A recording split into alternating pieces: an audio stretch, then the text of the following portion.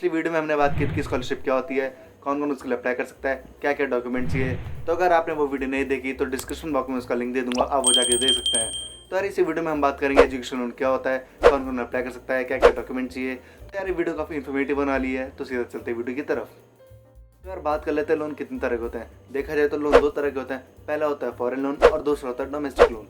Foreign loan अगर आप किसी फॉरेन कंट्री में जाकर स्टडी करना चाहते हैं तो बैंक आपको 20 लाख तक का लोन देती है, और अगर आप इंडिया में रह के पढ़ाई करना चाहते हैं तो बैंक आपको 10 लाख तक का लोन देती है। यार अगर आप किसी अच्छी यूनिवर्सिटी में या किसी अच्छे कॉलेज में हो या फिर कोई कॉम्पिटेटिव एग्जाम दे के किसी कॉलेज के अंदर गए हो तो उसके बिहाफ पे आपको एजुकेशन लोन मिलना काफ़ी ईजी पड़ जाता है, अगर आप कंपेयर करें किसी लोकल कॉलेज या किसी लोकल यूनिवर्सिटी से।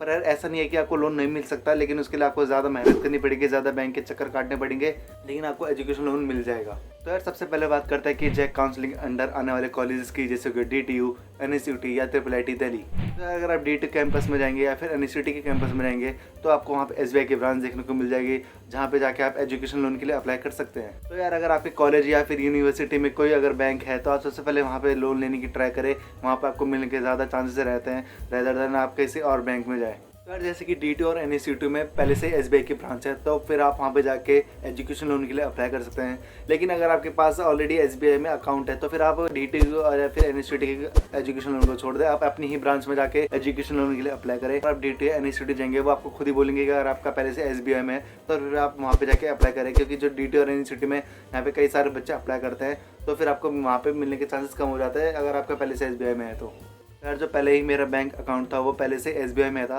तो मैं DTU के SBI ब्रांच में नहीं गया, सीधा अपने वाले ब्रांच में गया और वहाँ से मैंने एजुकेशन लोन के लिए अप्लाई करा। बात करते हैं कि एजुकेशन लोन में आप क्या क्या अमाउंट इंक्लूड कर सकते हैं। पहला हो गया स्टेशनरी, अगर आपने कोई लैपटॉप लिया या फिर कोई बुक्स लिए आप उसका अमाउंट इंक्लूड कर सकते हैं। तो दूसरा हो गया हॉस्टल और मेस की फ़ीस, अगर आप हॉस्टल में रहते हैं या फिर मेस का खाना खाते हैं तो फिर आप उसकी भी फ़ीस जोड़ सकते हैं। तो तीसरा हो गया ट्रैवलिंग अलाउंस, अगर आप किसी कॉलेज की बस से जाते हैं तो फिर आप उसका भी अलाउंस जोड़ सकते हैं। पर ज़रूरी नहीं कि आपको पूरा अमाउंट वापस मिल जाए या फिर पूरा अमाउंट का लोन मिल जाए, आपको कुछ % का ही लोन मिलेगा उस अमाउंट में से। तो यार बात करते हैं मॉरिटोरियम पीरियड की।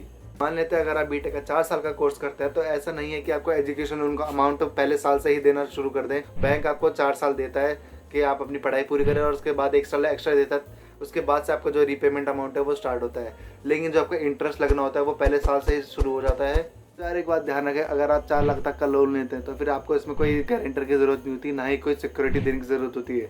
लेकिन अगर आप 4 लाख से ज़्यादा का लोन लेते हैं तो फिर इसमें आपको गारंटर भी लग सकता है या फिर आपको सिक्योरिटी भी देनी पड़ती है। तो यार बात करते हैं इंटरेस्ट रेट की। तो अरे डिपेंड करता है बैंक टू बैंक की आपको कितने इंटरेस्ट रेट पे आपको एजुकेशन लोन दे।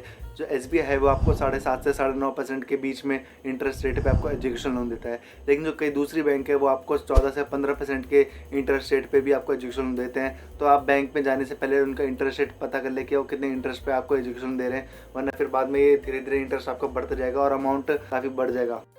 तो यार जो पहले एजुकेशन लोन अप्लाई करने का तरीका था वो काफ़ी डिफिकल्ट होता था कि आपको बैंक टू बैंक जाना पड़ता था, वहाँ पे अप्लाई करना पड़ता था और अपने सारे डॉक्यूमेंट दिखाने पड़ते थे, तो वो काफ़ी हाईटेक हो जाता था। लेकिन जो इस बार गवर्नमेंट ने करा है सब ऑनलाइन कर दिया है। तो आपको इस वेबसाइट में जाके ऑनलाइन अप्लाई करना होता है। आपको सबसे पहले यहाँ पे जाके रजिस्टर अपना एक अकाउंट खोलना पड़ेगा, फिर आपको अप्लाई करना पड़ेगा एजुकेशन लोन के लिए।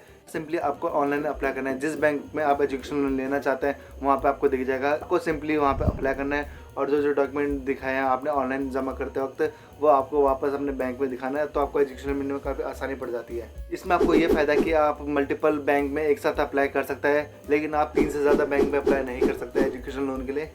यार अब बात कर लेते हैं बेसिक डॉक्यूमेंट्स के बारे में। एक बात ध्यान रखें, जो स्टूडेंट के डॉक्यूमेंट्स होते हैं वो अलग होते हैं और जो पेरेंट्स के डॉक्यूमेंट्स होते हैं वो अलग होते हैं। दोनों के डॉक्यूमेंट्स लगते हैं। सबसे पहले लगता है आपका आइडेंटिटी प्रूफ, ये पेरेंट्स का भी लगता है और स्टूडेंट का भी लगता है। तो आइडेंटिटी प्रूफ में आपके आ जाते हैं पैन कार्ड हो गया, आधार कार्ड हो गया, और दूसरा डॉक्यूमेंट हो गया एड्रेस प्रूफ। अगर आप रेंट के हाउस में रह रहे हैं चाहे आप खुद के घर में रह रहे हैं, आपको एड्रेस प्रूफ देना होगा। और तीसरा डॉक्यूमेंट है इनकम प्रूफ, आप अपने पेरेंट्स की इनकम दिखा सकते हैं, लेकिन अगर आप खुद भी कमा रहे हैं तो आपको अपनी भी इनकम प्रूफ दिखानी पड़ेगी। सर फोर्थ हो गया आपके पेरेंट्स का 12 महीने का बैंक स्टेटमेंट। फिफ्थ हो गया आपका एडमिशन सर्टिफिकेट या एडमिशन स्लिप। सिक्स्थ हो गया 10th और 12th की मार्कशीट और सर्टिफिकेट। सेवंथ हो गया फोटोग्राफ्स, मिनिमम आप 3 फोटोग्राफ्स लेके चलेगी, आपको जरूरत पड़ेगी वरना ज़्यादा भी लग जाती कभी कभार। 8th हो गया आपके कोर्स का फीस स्ट्रक्चर जो आपको कॉलेज से आसानी से मिल जाएगा। 9th हो गया आपके पेरेंट्स की वर्किंग डिटेल, वो कहाँ काम करते हैं, क्या काम करते हैं, कितना उनकी मंथली इनकम है।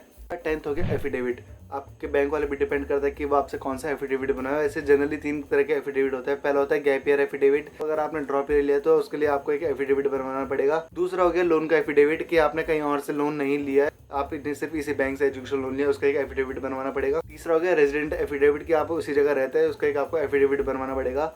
अपने बैंक वाले से पूछे कि उन्हें कौन सा एफिडेविट चाहिए और कितने रुपए के स्टैम्प पेपर पे चाहिए, आपको बैंक वाले बता देंगे। और एक इंपॉर्टेंट बात, जो आपका बैंक अकाउंट है वो आपका पेरेंट्स के साथ जॉइंट अकाउंट होना चाहिए, चाहे वो फादर के साथ हो सकता है या फिर चाहे मदर के अकाउंट के साथ हो सकता है, लेकिन जॉइंट अकाउंट जरूरी है। तो यार एक बात ध्यान रखिए, ये जो बैंक का एजुकेशन लोन है इसको अप्रूव होने में आपको 1 से 1.5 महीने आराम से लग सकता है या उससे भी ज्यादा लग सकता है। तो यार अगर आपको कोई डाउट हो तो नीचे आप कमेंट में पूछ सकते हैं, वरना आप मेरे को इंस्टाग्राम पे डीएम करके पूछ सकते हैं, मैं आपके क्वेरीज सॉल्व करने की कोशिश करूंगा। तो यार आप कमेंट डाउन करें कि आपको नेक्स्ट वीडियो किस टॉपिक पे चाहिए। तो मिलता है आपको सीधा अगली वीडियो पे। जय हिंद, जय भारत।